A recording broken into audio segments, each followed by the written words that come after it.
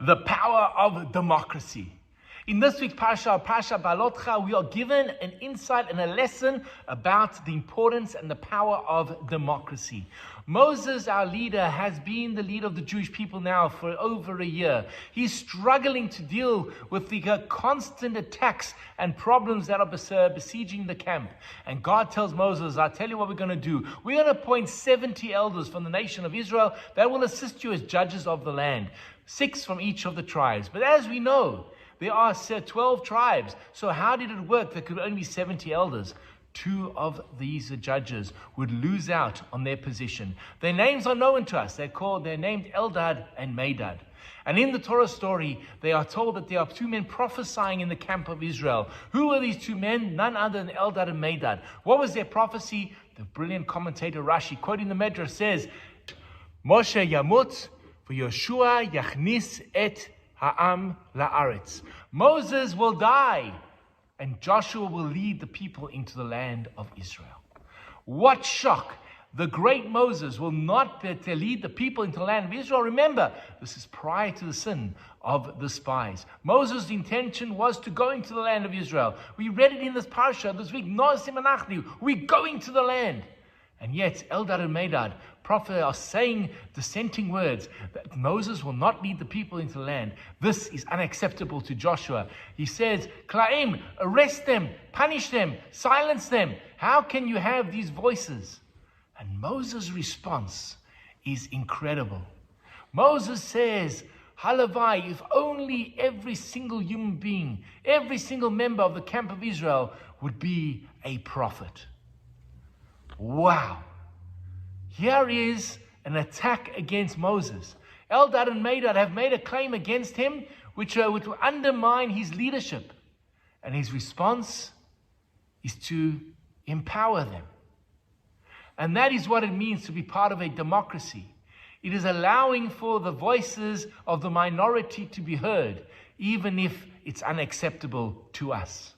And there's always a danger within democracy that people will say, we are the majority rules, and therefore we try and silence the voices of the minority. This is the voice that we hear from within the camp. Silence these upstarts from even attempting with chutzpah to go against Moses. But Moses teaches us a powerful lesson that when it comes to democracy, there is a need to hear all voices. There's a brilliant interpretation within our sages which says, Kinat sofrin tarbe chokhmah. The jealousy of the scholars increases wisdom. When we come into the presence of someone brighter than us, cleverer than us, more talented than us, we have always 2 responses. The one is to try to put them down, the other is to be inspired and learn from them. Kinat sofrim, say our rabbis, the jealousy of the scholars is always going to elevate the discourse and the conversation. There's a very famous story that is told about the French philosopher Voltaire, who said like this, when approached by a particular character who was against him. He wrote as follows, I will fight with every ounce of my power against the detestable view of this odious individual. But I will fight with equal energy to establish his right to express his views. And that is what a liberal democracy is all about. The ability to hear the voice of others, even if in my eyes they are detestable, to allow that voice to be heard is so vital for democracy to be successful. We live in a world in which cancel culture is prevalent. Where if someone disagrees with us, they need to be silenced. Where someone has a different view to us, they need to be cancelled. That is not a democracy. That is a dictatorship, an authoritarian behavior, where only my view is the one that counts. Democracy always prided itself on the rule of the majority, but more importantly, how the majority protected the rights of the minority. In the book of Esther, it speaks about Mordechai being the prime minister of the land of Persia, and he was ahuv lerov echav. He was beloved by majority, most of his brothers.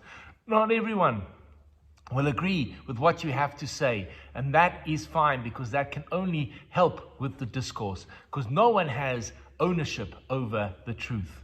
So let us pride ourselves in democracy. Let us take the spirit that Moshe Rabbeinu tries to instill with us in this parasha and allow for the voice of others to be heard, because it's only through those voices that we can actually grow as a society and a community. Shabbat Shalom. Hi, this is Rabbi Lewin. If you've enjoyed the content of the sermons and the ideas that have been expressed in the YouTube video, please hit that first subscription button and notification bell, and share the videos with friends. We'd love to grow the channel and love to engage with you. Please share your comments in the section below. I'd love to hear from you. Have an amazing day.